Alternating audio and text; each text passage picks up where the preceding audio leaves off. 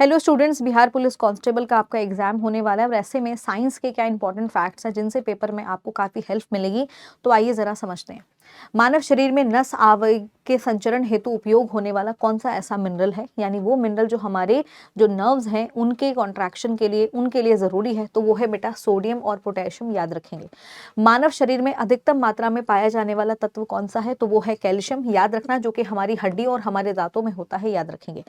त्वचा के रंग के लिए कौन जिम्मेदार है, तो बेटा मेलेनिन जिम्मेदार है। याद रखना है, इंपॉर्टेंट है, यानी हमारी स्किन का जो कलर होगा वो मेलेनिन की वजह से होता है। ध्यान रखेंगे।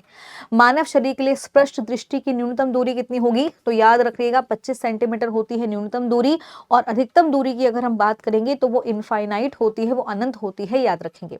पाचन की प्रक्रिया में लाइपेज के कार्य की पहचान करिए, यानी जो लाइपेज होता है वो क्या काम करेगा, तो बेसिकली जो पाइसीकृत वसा का विघटन करता है, यानी एमल्सिफाई फैट को क्या करेगा बेटा, उसको और क्या करेगा, फर्दर डाइजेस्ट करेगा। याद रखेगा, इंपॉर्टेंट है।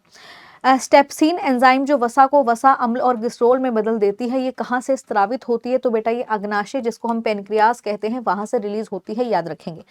लिंगुअल लाइपेज नामक एक एंजाइम है जो वसा को विघटित करती है, और ये कहाँ पर मिलेगी, ये आपको मिलेगी सलाइवा यानी आपके राल के अंदर। याद रखेंगे।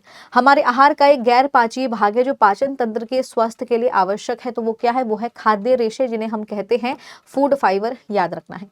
निम्न एसिड अम्ल अमाशय में विद्यमान अमाशयी ग्रंथियों द्वारा स्त्रावित किया जाता है, तो उसे हम कहते हैं हाइड्रोक्लोरिक एसिड, यानी हमारे पेट के अंदर जो एसिड होगा उसे हम कहेंगे HCl। याद रखना है।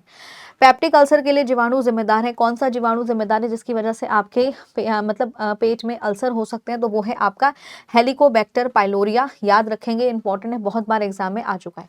स्वाद संबंधित अभिघारक मानव शरीर के किस अंग में होते हैं, तो बेटा जीभ में होते हैं। याद रखना है, इंपॉर्टेंट है। इसके अलावा लैरिक्स या स्वर के शीर्ष पर जीभ के पीछे स्थित पत्ती के आकार का एक उपास्थि प्रलाभ होता है, पाया जाता है, उसे क्या कहा जाएगा, एपिग्लोटस कहा जाएगा। याद रखेंगे।